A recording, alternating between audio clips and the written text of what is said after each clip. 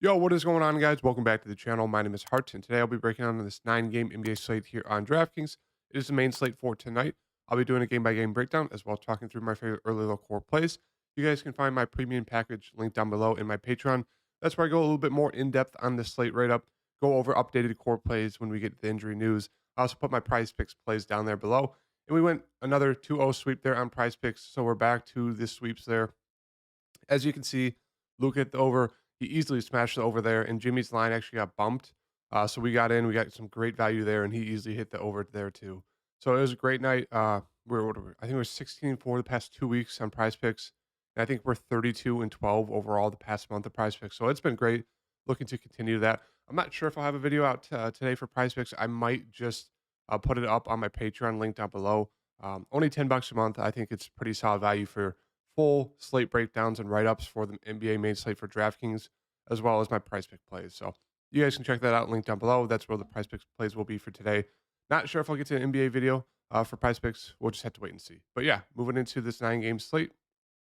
Gonna keep it a pretty quick for you guys because these games do start relatively soon, in like 5 hours. So for the Washington side, we know that there's no Porzingis, Beal, Kuzma, and Morris. So they're gonna start Denny, Gafford, Wright, Kispert, and most likely I'd assume either none or Goodwin, or they'll maybe go down to a guy like Johnny Davis. But I think all these guys are definitely in play. Obviously, it's not the best matchup versus New York, but Denny and Gafford will probably lead the starting five in terms of like usage. So they both have solid ceilings. I like them a decent amount. Kispert's fine at 5'5", just super score independent, but he'll shoot the ball a ton. He could definitely get you there. And then off the bench, Goodwin played 18 minutes. Um, I would assume that would bump up to mid-20s. Nunn played 14 minutes. I'm assuming that would bump up to mid-20s as well. And then Johnny Davis, 3,700. He might be my favorite play. He was playing big minutes in the blowouts the past 2 games, and then another semi-blowout, but he did play 28 minutes. He shot the ball 15 times. So if he's going to go out there and do that, it's going to be hard not to like him here at 4,000 when they're down pretty much all their starting guards. So I do like him coming off the bench there and being super aggressive, or maybe they insert him into the starting lineup. So right now, it's probably him in maybe taking a shot on the cheaper guys like a Nunn or excuse me, I don't know why I put good in there. Johnny Davis is what I meant to pick. Johnny Davis, and then taking a shot on one of those cheaper guards like a Nunn or Goodwin. They should all see like 20 plus minutes, and they all should be super aggressive. Obviously, they have nothing to play for, so I think they're gonna play these younger guys a lot more. But you could definitely get to Denny and Gafford. Like if this game stays close, I could definitely see them having huge ceiling games because they're gonna be leading the team in terms of like scoring and usage. So I think a lot of people are in play on the Washington side, but I'd rather just dip down into the guards personally. For the Knicks side, um, it's really dependent on who you just want to get to. On the Knicks side here, it's for me, I really like Brunson 8-4 coming off a 69 fantasy point game in there. He looks great in this matchup. It's pretty much him and Barrett for me. I really like Barrett. Obviously, you got to have your blinders on with Barrett just because his minutes are all over the place, his usage is all over the place, his fantasy scores all over the place. But we know he has 40 plus upside if he's doing pretty solid and seeing the minutes. So I do like him a good amount here in this matchup. It's a fantastic matchup. There is no Randall, so we know, Barrett should kind of take over alongside Brunson. So I like both of them a ton here. Rest of the team, just strong secondary options. Like sure you can land on Grimes, Hart, Robinson, Hartenstein, but I'd really just prefer getting to Barrett or Brunson. Maybe you could take a shot on Toppin there for some value. He was just pretty bad, but he will definitely play a little bit. Moving on to Detroit and Orlando. On the Detroit side, Ivy is super solid, 7,200, decent matchup. He's going to play all the minutes. The minutes are wrong for these Pistons guys. He did not play 47. He probably been mid 30s. So Ivy looks solid. Bagley looks decent. Hayes looks solid, even though he's been bad recently. So I have a good amount of interest in all these guys. They're not really like standing out, popping out to me, but they're definitely there. Duran, he did not see 36 minutes. Wiseman saw, I think Wiseman's minutes are right. I think he saw 24. But yeah, I think once again, my favorite play is probably Duran on the Detroit side, followed by Ivy and Hayes. I think they're all pretty solid. Off the bench, Eugene, you could get him as like a value play, but not much. It's just there for the value on the Detroit side. On the Orlando side, Paolo's been playing actually really good the past like 4 out of 5 games, so you could definitely go to him. Decent matchup here, or actually a great matchup versus Detroit. So he looks solid. I think Fultz looks decent. The whole starting five is just pretty solid pieces. If I had to get to one or two, it would probably be Paolo or Fultz. and the rest are fine, but I don't think there's a need to get to them. Moving on to Dallas and Atlanta. Dallas, I mean, it's pretty much a must win for them. They played huge minutes last night, back to back, 45 for Luca, but he's gonna have to do the same. So he looks great at 11-8 in a great game environment here versus Atlanta. Same thing with Kyrie. You could take a shot on a Tim Hardaway. I mean, he came off like a career game playing alongside those two guys, 11 to 15 shooting. Don't trust that. So really, right now, it's just the two guys at the top, and then Kleber for some value. On the Atlanta side, not the best matchup, slow paced game, but Trey Young's been god awful. I don't mind buying low on him. He's been shooting the ball terribly, but he is 8-8. We've not seen that all year from him. So I really like him there at 8-8. DeJounte Murray looks pretty solid at 7-5. If this game stays close, one of those two guards will have a pretty solid game, if not a really good game. So I like them both a lot. Capella and Collins, it's more like decent secondary options. Hunter is out, so they'll probably slide Bay back in the starting lineup. He played 30 minutes. Solid play there at 4,900. Bogdan should see about mid 20s off the bench. I do like him a good amount in GPPs. We know he's huge upside. And then they'll just sprinkle some minutes to these cheaper guys like a Jalen Johnson, like AJ Griffin, but I don't think there's a need to get to them really. Moving on to Sacramento, or excuse me, San Antonio and Sacramento.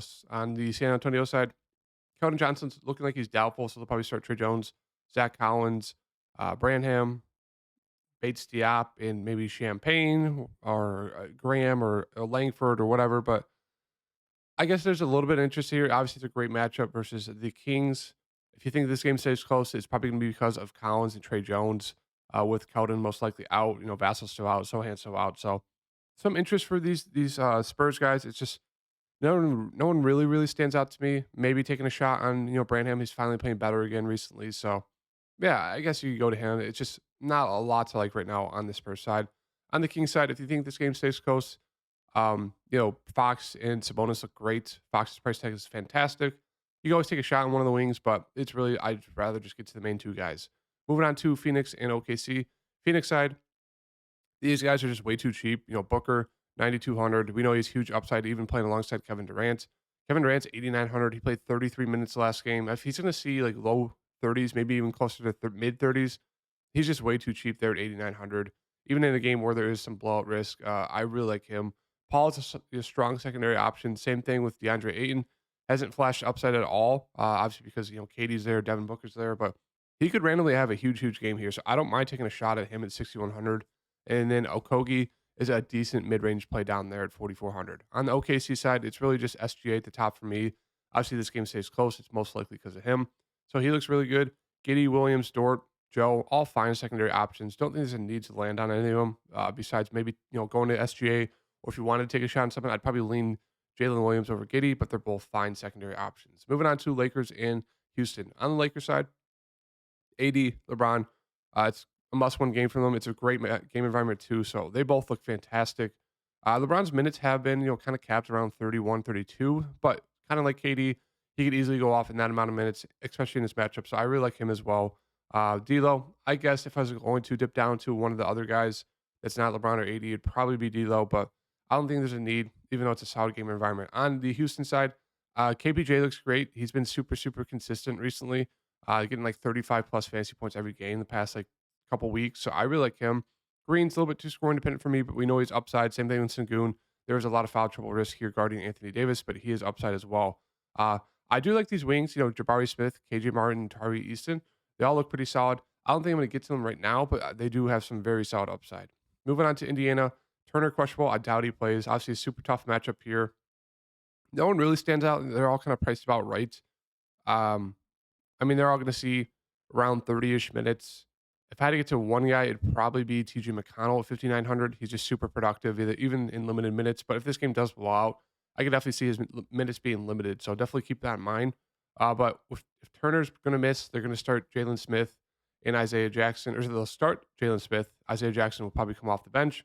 Maybe they'll start both of them just because, Cleveland could be, Jared Allen could be back. So they'll be Mobley and Allen. They're a big team. So then maybe they'll start Isaiah Jackson and Smith. But I think both are in play.